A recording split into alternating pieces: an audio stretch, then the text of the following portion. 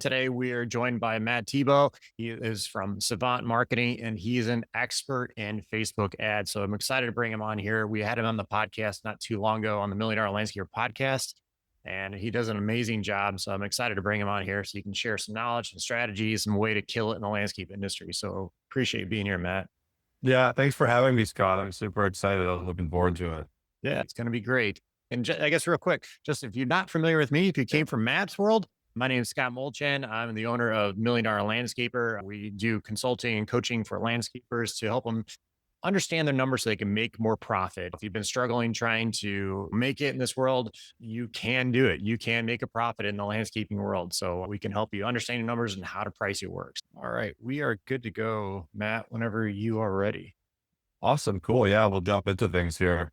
So basically, the title of this webinar that I named it is going to be How to Dominate Your Market Using Facebook Ads. And we're going to talk about 6 different points that are super important when it comes to your Facebook ads. Many of you guys, sounds like most of you are landscapers. And whether or not you tried Facebook ads in the past, maybe you've been running Facebook ads for years, then you're quite successful with it already, and you show up to this and you're just trying to get that edge. Or let's say that maybe you've never run Facebook ads before and you don't really know the ins and outs of it. Either way, you're going to walk away from this with a lot of really good insight on some specific things that you may not have heard of, specifically like what's working really well right now with things like AI and all these new changes that have come in. I have some really cool stuff I'll share with you, some tricks and tips that we're seeing now working like right now. So we'll jump right into things here. So the first thing I'm going to talk about is the objective that you have for your Facebook ads. So a lot of guys, when they're running Facebook ads, they don't know, should I send it to my website? Should I do like a call ad? I was on the phone the other day with a guy and all of his ads were call ads. But when I called him for our call that we set up, his phone number wasn't even working. And so I'm like, oh, dude, like you're running Facebook ads for calls, but you can't even like pick up the phone because he wasn't like paying his bill properly. So anyway, the call to action, the objective that you're doing for Facebook ads is super, super important. And it's going to make all the difference. So what I found is that if you're running Facebook ads, I would say right now, the best objective for you to do would be lead forms. Now, what are lead forms? Basically what that is are little simple forms that are on Facebook. When someone clicks on your ad, it will open up to a form that's on Facebook with like, they can fill in their name, number, description of the job, any other question you want to ask. And this right now is working much better than, let's say, sending it to a website or something like that. And here's why. It's because Facebook wants to keep people on Facebook. And so anytime that you are running ads and sending it to a website, that is definitely going to hike up the cost per lead. I'm not getting a lot of leads. It's expensive, blah, blah. They're usually running it to a website, and that website isn't even optimized or designed for generating leads. It's kind of more of like an online brochure. So the beauty part of this strategy that you don't even need to have a website. You can actually just use something called lead forms. So I would recommend lead forms in 2025. Something else that I have seen people have a lot of good success with is something called messaging ads. This is where you can run ads to your Facebook page to just send you a message. So I'm actually writing a new book right now. So I'll give it to Scott and you guys can read all this later. But in the book, I'm talking about the difference between messaging ads and lead forms. The fundamental difference between messaging ads and lead forms is that messaging ads might get a lot of great leads, but you're also going to get a lot of garbage come through because it's such a low barrier to entry for someone to reach out to you, just send you a message. So that's where you're going to get people who say like, hey, I would like a quote or something like that. And then they reach out, but then you can't even have a conversation with them, right? So they're bad lead basically. So from my opinion, what I would say is using lead forms is the best method that you can use right now to be able to drive leads as an objective. Let me know in the comments if you've tried lead forms before If you haven't, I would definitely recommend that because then that little form, it just goes directly to your email. You can call them up from there. So at least they have a form they fill out. So they're going to be a lot more qualified compared to like a message or a call or something where there's like no barrier in between that. And so I would definitely recommend that. Hey, Matt, I did have a question with the messaging ads. Is that an issue if somebody doesn't really respond very quickly to an ad, or I'm sorry, respond back to a message? Or could you add automations to that using other software? You can add automation to it. So I do know some people where they'll have like automation that will basically like coax the person through messaging. It's like a messaging bot. I personally just find though that that's like, it's more opportunity for something to break basically in the funnel, in my opinion. We have run message ads for some clients, but it's because they actually had a team of appointment setters actually at the Facebook page. So anyone who comes through and asks a question, somebody's like right there, ready to go. That's the only way I would recommend it. Victor says, I started my landscaping business 5 years ago, commercial. We do commercial maintenance, do irrigation, softscaping. Nice. Yeah. So Facebook ads won't really be super helpful for the commercial side, to be honest with you. But if you're looking to pick up some like residential work, like the irrigation, softscape, we're running irrigation ads right now. It's working quite well. Softscaping for sure, like mulching, that kind of stuff. So that's all perfect for sure for residential. The commercial side would recommend Facebook ads for that, but anything residential is super good for that. Clear vector. Okay, so we talked about the lead forms there. I think that's pretty straightforward. The second thing I want to share with you guys is something called the 50-30 rule. And basically, this is the formula that I created to figure out what should I actually spend on Facebook ads. I just recorded a YouTube video, actually, it's going to come out this week, and I talk all about this, where I'm going to give you this actual formula. So instead of just thinking like, oh, I'm going to throw like $100 here or $500 there, it's kind of just guess of what you should spend on Facebook ads. I'll show you right now how you can reverse engineer exactly what you need to spend on Facebook ads to land the amount of jobs that you need to hit your income goals. So here's the 50-30 rule. Basically, what I've realized is that for Facebook ads, a general kind of like baseline performance is that you want 50% of the leads to come through to book in for an in-person estimate. And then of those estimates, you want at least 30% of them to close into a sold job. If those go under those metrics, then that's kind of where there's a problem. So here's basically when I'm talking to a landscaper and they're asking me like, oh, how much can I spend on ad spend? This is kind of how I go about it. So let's say that they say, I want to land one job per week and I want that job to be around $10,000. That's our average order value, right? So maybe you're doing some design or something like that. So that's called the average order value. Let's say it's $10,000. And then you want one of those per week. That means that you need 4 jobs per month, and that's $40,000 gross that you're looking to add to your revenue per month. So what that means is that you just work backwards from there. So you want 4 jobs. So then we would just do the 30% close on that, right? So that would be like, let's see, like maybe 9. Yeah. So that's like 14 estimates roughly. Well, let's say it's around 14 estimates, 15, let's call it.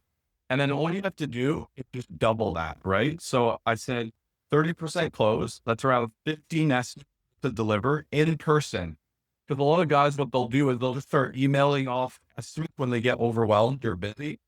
And what happens is that people are just going to ghost you in that situation. So a lot of you guys who are running Facebook ads right now, let's say you're putting all these estimates, you're not getting the 30% close rate, like your close rate's atrocious, maybe it's like 5% or something like that.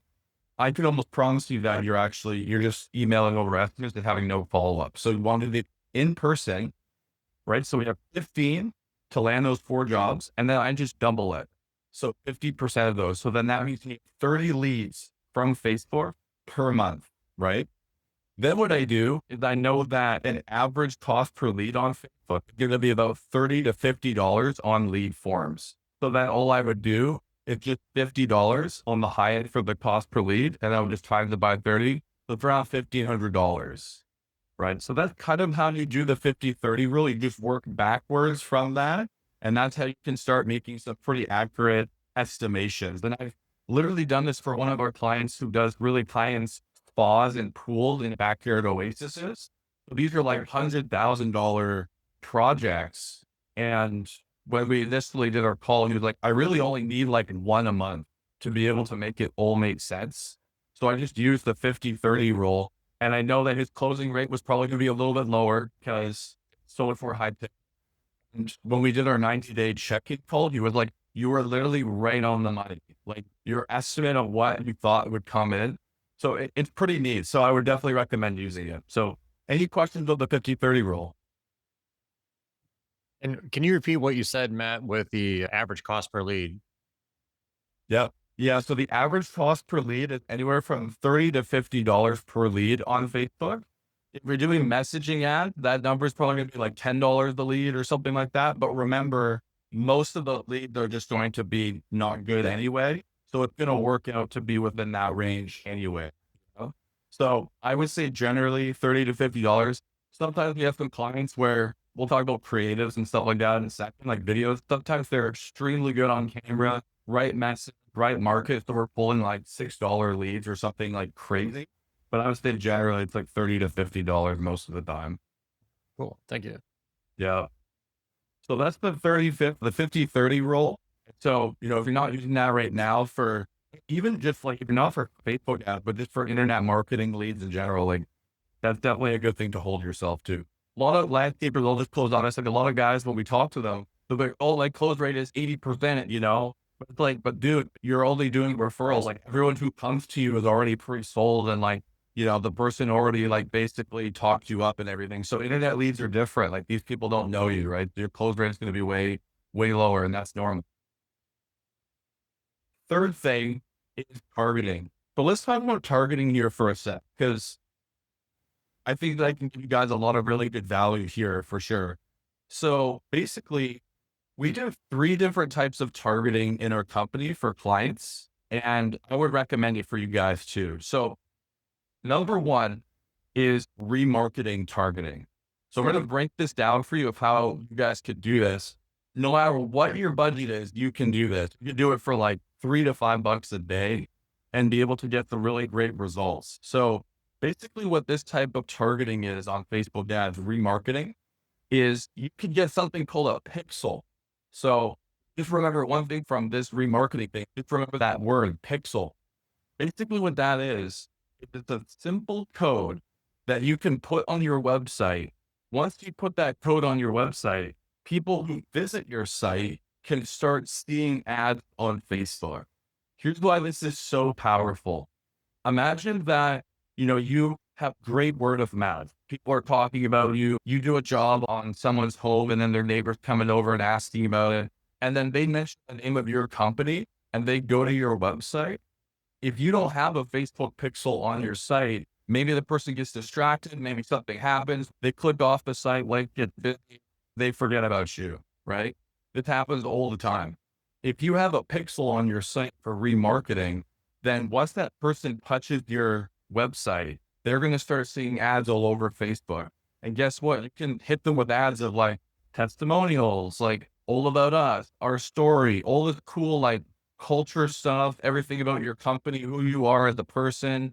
This is stuff that's really going to put all your word of mouth and your yard signs. You guys are doing trade shows and stuff like that. It's going to elevate all of that. So first off is just doing a remarketing targeting there using a pixel. Okay.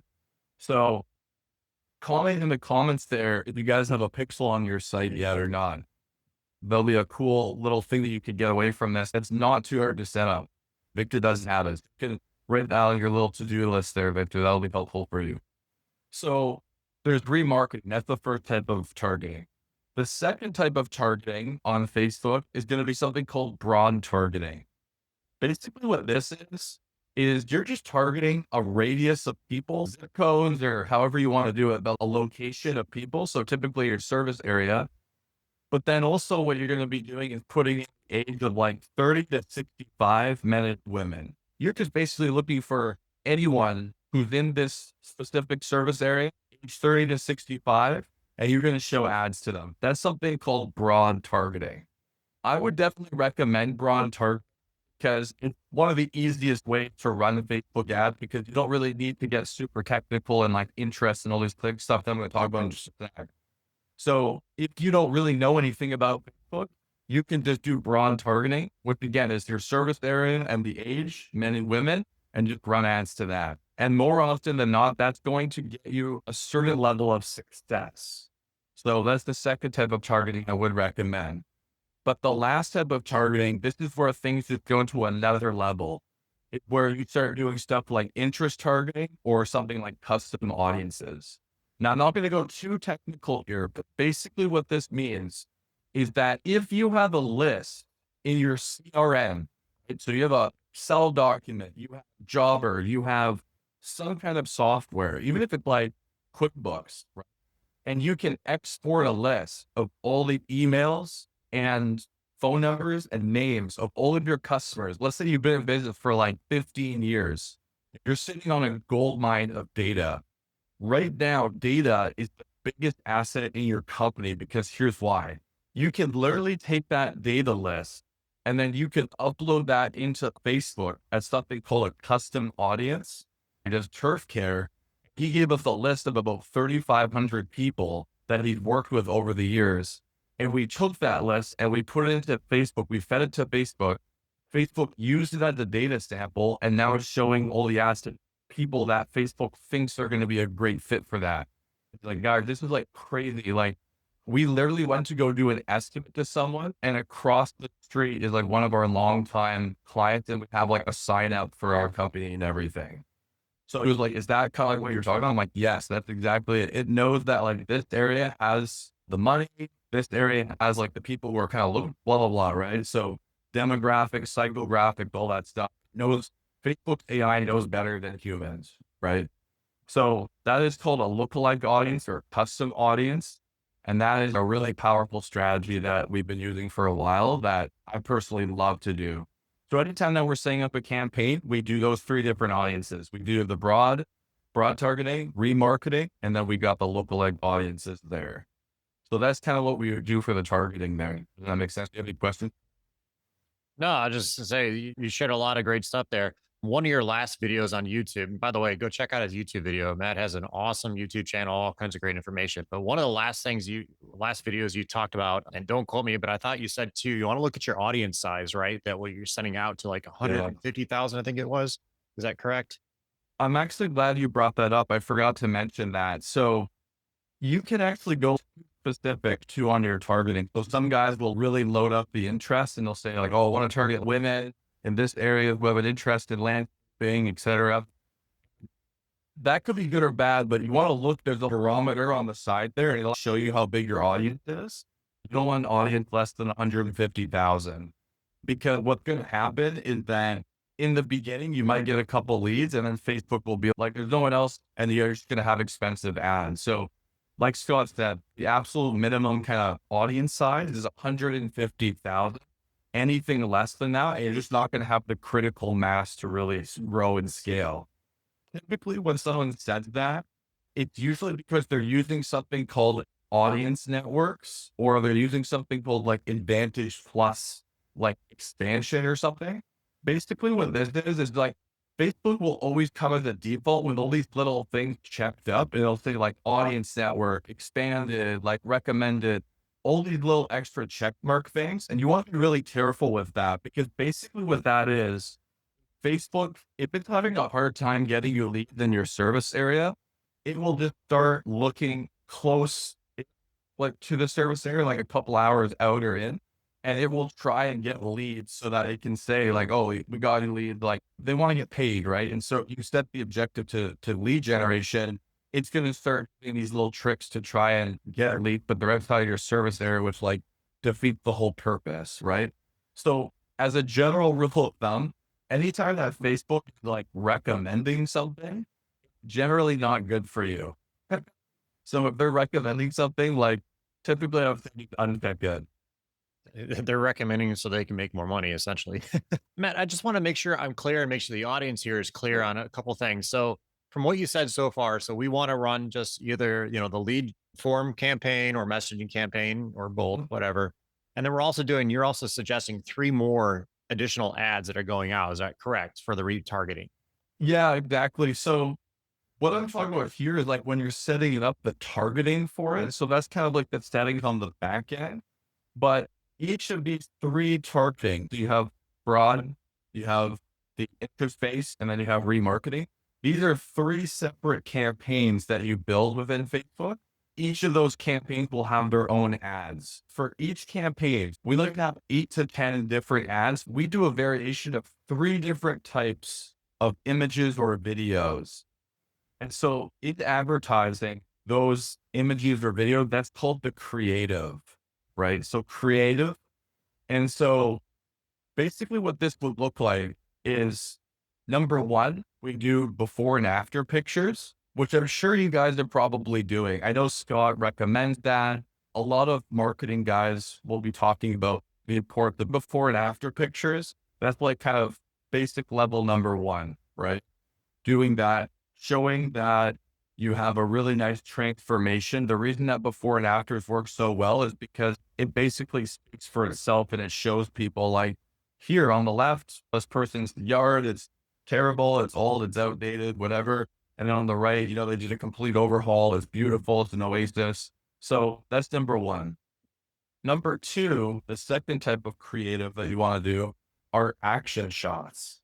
I was actually talking to Scott a little bit ago, and he was talking about how a really cool strategy is once you finish the job, you can even throw a party in your backyard or for the homeowner there to take some pictures. So then you can get some cool shots of like the backyard actually being used. So I would categorize that as like an action shot, right? Where people can kind of pose in the backyard. Yeah, yeah, I would agree with that. And the great thing behind that is people can envision themselves in that outdoor space or in that yard or whatever that you do. So, having that party or just having people in there or adding just even if you do a hardscape patio, throw some furniture on there, throw some glasses. Like you can go get those cheap plastic glasses. They look real, put them out there, fill them up with like apple juice or something, and it make it look like what a customer can envision their yard being, make it as real as possible. But if you can have people in there, at night, have a hire professional photographer, that's the ticket. Yeah, I really like that. Here's some other examples of action shots, even just pictures of your crew of them working. So if you got like a guy on steer or something like that, like showing off equipment, if you have wrap trucks, like showing, some guys posing in front of a wrap truck, like that's all proof that you have a crew, right? So you're not just like a guy in the basement who's like photoshopping pictures and pretending that you're a company. So the more that you can show authentic behind the scenes content, the better. So that's all action shots, pictures of your crew, pictures of you guys doing stuff, pictures of the trucks, etc. The last type of creative is what I'm finding is working the absolute best though right now on Facebook ads. And that is videos of yourself doing like simple elevator pitches. I recommend that you record these videos on your phone in portrait mode. So like vertically and just do like a 1 minute elevator pitch talking about who you are and what you do. And then just tell people to click the button below to request an estimate. The reason that this works so well right now is because most landscapers aren't willing to actually put themselves out there and do this kind of stuff because I'm not going to lie, like it is kind of difficult to put yourself out there on social media if you haven't done it before. But once you learn this skill, you're going to be able to really stand out from the crowd. And the benefit of it is that you're able to use your personal brand to reach homeowners and build trust way faster than a lot of other bigger companies that have been around for a long, long time that are just showing pictures of the work. We have a client that he wanted to focus on a very specific area. So this area was like at the very minimum, I would say, of like the radius to target. It was almost so small, his service area, that we were a little bit concerned about like, is it going to have enough of that critical mass? But thankfully it worked out. But here's the story is that we did a series of these selfie videos for him and we ran them in this small town And by the time that we were done 90 days with him, our client, his name was Chuck, he was literally getting like recognized at the grocery store as being like the landscape guy. It was like, he said it was to the point where he was at the grocery store, people are like, you like how I see you on Facebook all the time. Like, I love your videos. And he also sponsors a local community event. So he had his logo like up on a banner there and he was like standing under it and he's like talking to people. And he said that people would actually come up to him, like, I see that logo. I recognize that. So this is kind of the power of the personal branding stuff, is that you can get essentially famous for like $1,500 a month for 3 months and people will remember who you are. I don't know if you guys ever paid for billboard ads or TV ads and stuff, but that is a fraction of the cost. You kind of said this is something that you need to stand out from the crowd. You want to separate yourself from the other landscapers in your area. And this is an excellent way to do it by getting on video. And I know you might be scared, you might be nervous, but just keep doing it. You get much better very quickly by doing this over and over. And don't worry about how you look. I mean, obviously, you want to be presentable. Don't take it that way, but don't get stressed out about it. This is very easy and it makes you stand out way better than your competitors. Yeah, absolutely. So I want to talk really quick about AI here though, because some people, they just don't want to be on video or they're not really that great at it and they want to try and sidestep it. Or let's say you want to test like different hooks and you want to test like different types of messaging, but you don't want to be recording something all the time. What we do for our clients in that situation is we use a tool called Agen. This tool will blow your mind if you haven't seen it. And basically what it does is it can actually clone your voice and clone your likeness and essentially recreate yourself in video using AI. Now, not perfect. So, if you feed it some video and you feed it some audio, like it might not sound exactly like you and it might be a little bit off. This is the next best thing that I would recommend. We use it right now where we want to experiment different hooks for clients. Instead of us going to a client that, oh, record this new hook or whatever, we know our clients are busy. So what we'll do is we'll use AI and record like a 10-second hook using their likeness, just test that hook. It's not going to be showing for very long, right? Like 5 seconds, 7 seconds. So most people aren't going to notice that it's AI. But if we see that that hook is really working, then we'll tell our client, like, go out and do more of those hooks, like real content, right? So it's a great way to be able to do a lot more testing without actually like going out and doing a million videos. Sorry, thank you. Um, when you actually recommend recording, do you recommend using any of these like third party apps like whatever captions or CapCut or anything like that so it can kind of do some editing to like split it up or just get out there and just do the full recording and that's it? Yeah, if you can use CapCut and those types of things, I would recommend that. That's what we do. So we'll take the raw video, we'll put it through CapCut, edit it, we'll put the captions on it, and we'll put cool videos and stuff like that. But I would rather see someone do it than get hung up on that and be like, oh, I don't have all that equipment. It's like, it still will work. It's just not going to work as well if you don't have like all the cool editing. So that's kind of just like an optimization, Okay. But in this situation, we always say like, I want you to take imperfect action, like not perfection. Got it. Got it. Yeah. So those are the three different types of creatives that are working really, really well right now. And so to go back to what Scott was asking, for each different campaign, we would have 8 to 10 of those ads. So maybe we'll have 3 video ads, then we'll have 3 picture ads, then we'll have some before and afters, blah, blah, blah. So we'll do a mix of them. And then you can have 8 to 10 ads now in one campaign, run it for 2 weeks, and you'll see it'll be very clear. Like this one's working really well. This one's not working so well. Right. So anytime it gets over that threshold of like, let's say going back to the 50-30 rule, I was talking about cost per lead, $30 to $50 for landscaping lead is like pretty decent per lead, 30 to $50 a lead. Right. So if you see, hey, I got these 2 ads and they're pulling like $30 leads, and then all the other ads are $100 the lead, stop all those other ads and then double down on the ads that are actually working. So when you see an ad that's like really popping off, go all in on it and then start recording more stuff that's like that.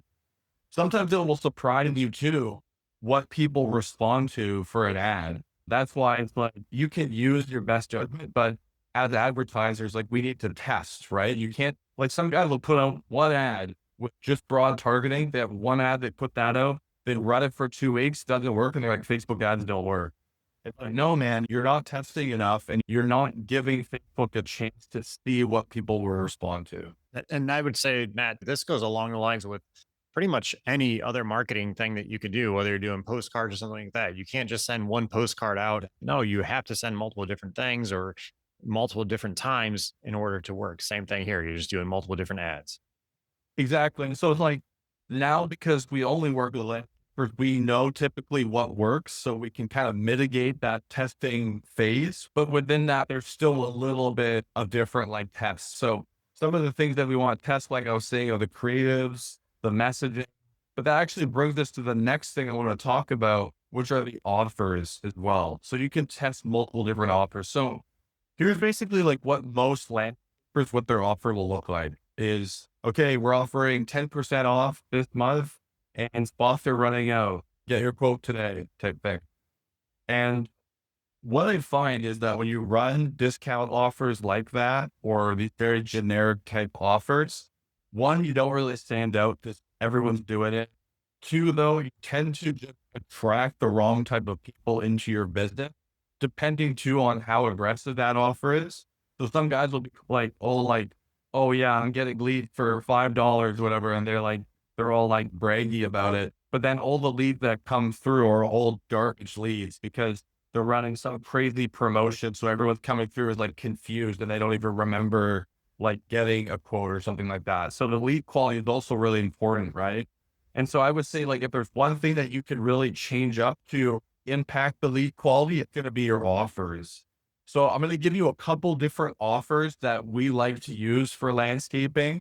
So for example, Victor said like doing some softscaping and that type of stuff. Some of the offers that we like to do for that are going to be some kind of like warranty on the plant material. So if you're doing like plant, like installations of like a plant or something, a lot of the time what we'll do is say like, oh, we can guarantee that it'll be good for this long or whatever if you follow these types of guidelines. Sometimes what we'll do is we'll say if you have an irrigation system and then you get the plants, like then we could totally guarantee it. So you could do like the warranty. Maybe you're doing pavers. A lot of times the product itself will have a warranty on the product. And you could even just use that sometimes as the offer. You can say our product comes with a lifetime warranty. I know that products like Techno Block or whatever come with a warranty on the product. You can even use that. So I pulled out a longevity offer where you're using the warranty and basically you're saying this is a great investment for you. Second type of offer you could do is a speed offer. So speed, I don't see a lot of people do that. And when you're really good at a speed offer, it stands out a lot. So what a speed offer typically would look like is offering like a same day estimate. If you're doing smaller jobs, like let's say you're doing like spring cleanup or fall cleanup, that type of stuff, you can give a quote right there on the spot. And that is a really good value add. Once with the client, we actually made it kind of fun too, is we said, same day estimate, or if 20% off if he's late, which he knew he was never going to be late. Like he had a system to be able to deliver always there on the spot, but just the gamification of it made it kind of like fun for people. And they were like, oh, maybe I'll get a deal on this. So the speed offers work really, really well. I know one guy too, where he would guarantee like within this window of time, we'll get the project done. So like any amount of time over that, then we'll pay you. I think he was like $100 a day, like after we're late or something like that. So speed offers, warranty offers, these are really good offers that you can do. If you're doing stuff like design and build, or let's say you're doing like lighting, like permanent lighting, we have a lot of those guys too. You can do like some kind of design consultation included and put a value on it. So, hey, we're offering a free design consultation included when you move forward with us. And it has a value of $397 or whatever it is. So these are just a couple of different offers that you can do on your Facebook ads that are going to attract the right type of people who typically are looking for something more intricate, or maybe they're looking to get the job done fast, right? I was going to say, Matt, I know one gentleman that's in our area here. One of the things he does big outdoor patios and outdoor living areas. One of the things I've seen him do is he's done a couple different things. You'll get like a free fire pit if you purchase so many square feet. Or he's also done free grills. So he'll do just a That's grill cool. top or doors or something like that. I've seen him do some different things. Like Matt said, just be creative and think outside the box. And that's what's going to help draw people in. Another one I saw him do was free wall lighting or something like that. So if you did a Nice. That is cool. he's had him do some lights underneath the seat. So I thought that was kind of cool, not very expensive, really easy to do, and but it's a nice little draw. So I pulled those like value add offers. And the reason that those are so great too is that it has a high perceived value to the homeowner. But oftentimes for you, maybe you can get it at cost. It's not difficult for you to like add. But so the homeowner feels like they're winning. You feel like you're winning. It's a great offer. Yeah, yeah, exactly. I think that's awesome. Yeah. Have you guys ever experimented with any kind of offers? I'd love to see if you guys played around with, maybe you've tried discounts, maybe you've done something else. Let me know there. Victor says no. Offers will be very helpful for Facebook ads. You wouldn't run a Facebook ad without an offer. This goes in general too, just for general business. Having some kind of packages or offers like that helps out in sales in general. Not even having a discount, but there's things that you can do that you can be creative with it. Yeah, Like we used to do a lot of water features. So we throw in, a month of free cleaning or a month of supplies for treatments and stuff for the water that's features. So there's a cool. lot of cool things that you can do with it. Just got to think outside the box. Yeah, like another offer that we did that worked really, really well for a client was we threw in, he was doing pool installations, but he owned another company that was doing pool cleaning. So he was like, well, I can get like a margin on that. And like that has like a really great perception. So we'll throw in a free year of pool cleaning when you get the full pool done. And like it worked really, really well. And no one else in the area was doing that. Right. Yeah, that's smart. So Yeah. And then the pool cleaning now is like, now it's in there. So then like, hopefully they would renew for the second year if he does a great job. So yeah, those are awesome. I mean, guys, if you guys have any questions at all, feel free to reach out. This is the perfect opportunity to reach out to the Facebook expert here and get those questions asked. yeah, I appreciate it, Scott. I'll leave you guys with the last thing here, which is like scaling Facebook ads or just like how much management comes into Facebook ads. So a lot of people will be like, oh, like ads are set it and forget it. But that could be the furthest thing from the truth, especially with Facebook ads. Google ads like are a little bit less management for sure. Facebook ads though, if you run an ad for 3 weeks and you look at what the cost per lead is at the beginning of that, and then you look at it at the end of the 3 weeks, almost always it's going to be more expensive. The reason for this is something called ad fatigue. Basically, what ad fatigue is that if you're running like, let's say these 8 to 10 different ads, and you're running into the same audience that we're targeting, this pool of people, depending on what your budget is, let's say it's $2,000 or $3,000 a month, people are seeing these same ads over and over and over again. So at a certain point, what happens is the stimuli of those ads, right? So what creates the stimulus response to get someone to want to reach out to you becomes less and less effective. Because if someone sees that ad the first time and they don't respond, and then the third time, and then the fourth time, and the fifth time, and the 10th time, like over time, Facebook's gonna be like, dude, he doesn't want it. Stop showing him that ad. This is something called ad fatigue.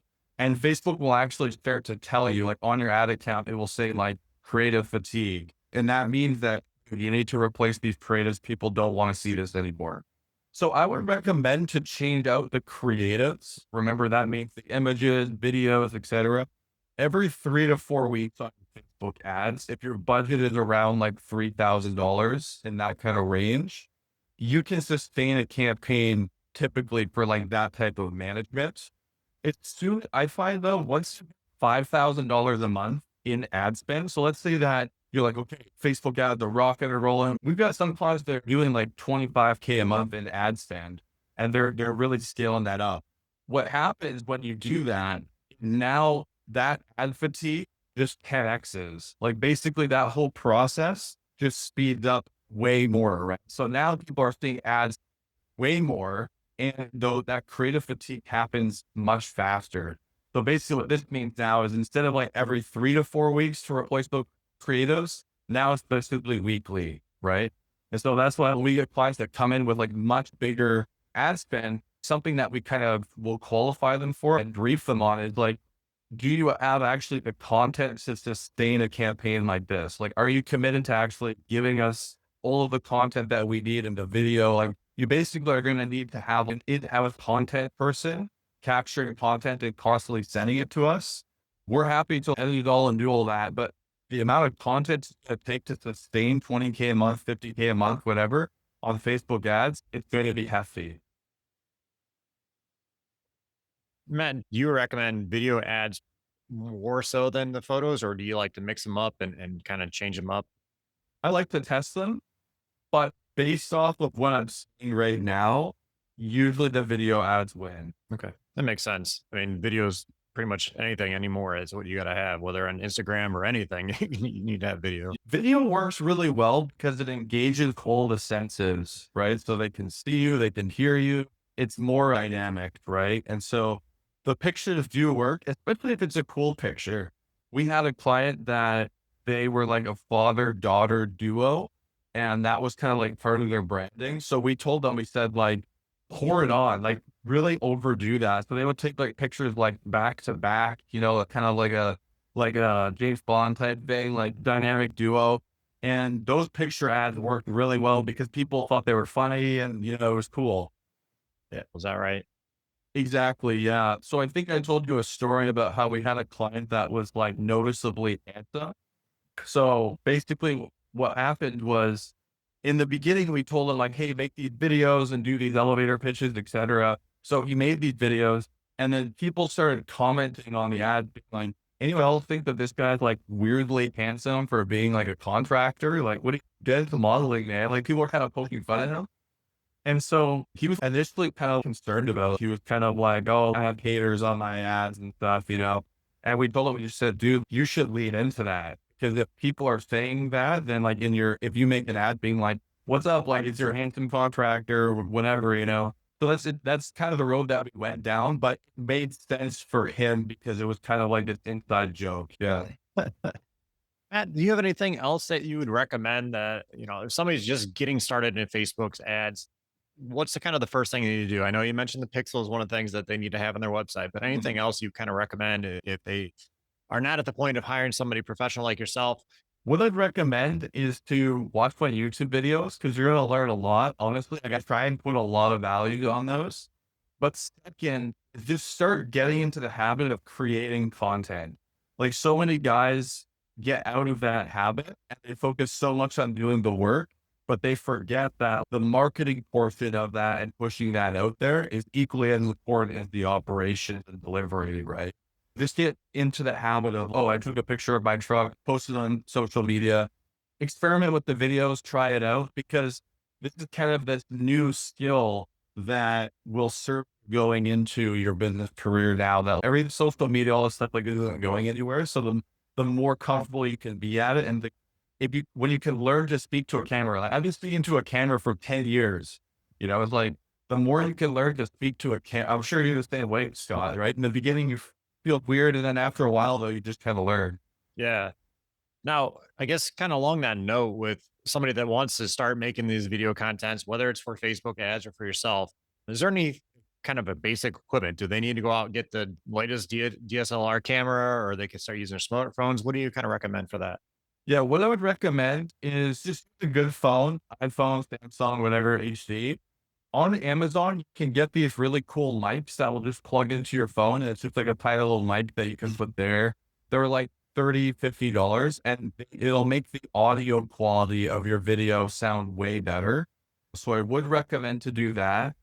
In terms of some tool that you could use, I would recommend CapCut for editing. It's free. So you can just download CapCut and you can do some basic editing on there. I would teach myself, how to do that. And then you can use a tool like Captions or some of these other things just to add the captions on there. I think like once you have those things in place, you have everything that you need to be able to make content and post it on Instagram or Facebook and start experimenting. How they go about getting a hold of you and getting stuff set up?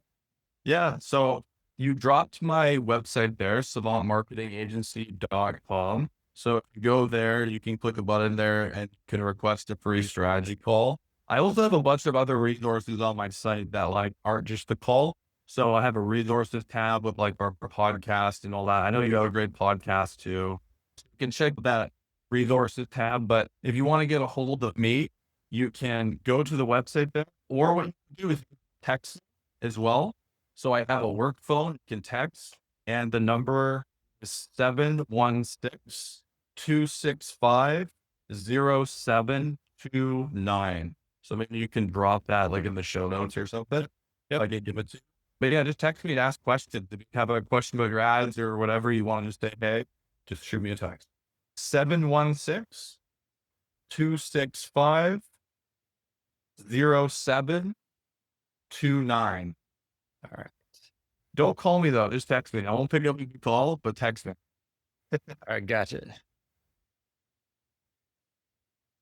Matt, this has been awesome. I really appreciate you coming in here tonight and sharing all this great information. Got that up there for everybody to text Matt at that number. Make sure it's correct. Yeah, we're good. All right, I'm going to put that in YouTube as well for everybody.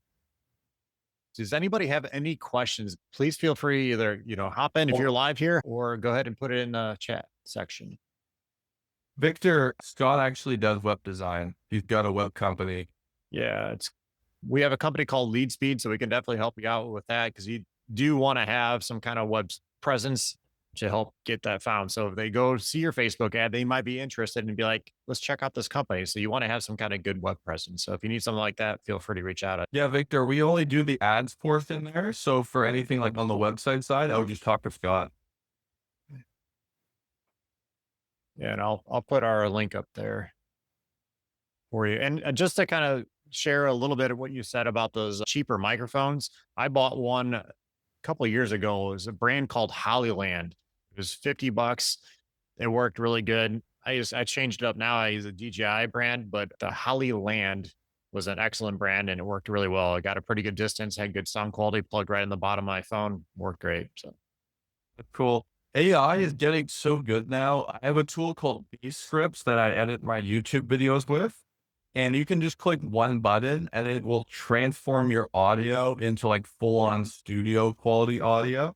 And I've been playing with that. It's been pretty awesome. So there's a whole lot of tools, guys, for AI. So it's like, you ever have any issue on the tech side there? Like, chances are there's probably an AI tool for it now. there's AI for anything, for everywhere. Is that something that's really helpful for people out there to like So put words and helpful. everything? Yeah. Yeah, so helpful. So for example, one of our clients who was super overwhelmed with work and he's like, God, I actually don't have the time to like help you with the content side of things. So I'm like, no worries, man. Record your voice just talking about anything for 2 minutes, just something you love or whatever, and drop the audio recording in our chat here. And then my operations manager took it and put it through a tool called 11 Labs. And we basically just cloned his voice. So then on all of the ads, it was still him talking for the video stuff, but we just dubbed it with like the audio and most people couldn't tell, you know what I mean? So Yeah. little tricks like that. And Victor, while you're still on here, like Matt mentioned some of these different apps that are out there, like Captions and CapCut. A lot of these things do some automatic editing using AI technology to kind of throw in different That videos is and stuff true. like that. So it makes it super easy to make these videos and make it look really professional very quickly. That's cool. Matt, anything you like to leave the listeners with here? No, you were great. Thanks for having me on the call here, guys. Thanks for tuning in. It was a lot of fun. Yeah, Matt, thank you very much. And I look forward to continuing working with you. And guys, if you need any help with Facebook ads, reach out to Matt. Or if you're not at the point of hiring Matt, go check out his YouTube channel. Like you said, he has tons of videos on there. So helpful there. Go check that out. But if you don't want to mess with it, you want to focus on the landscaping side or lawn care side, I really recommend you do. Leave the professional stuff like this to Matt. It can get very complicated and you could waste a lot of money. So reach out to Matt. He can get you set up and get you going right away. Thanks, Scott. Thanks for being here, Matt. Appreciate it. Thanks, Victor.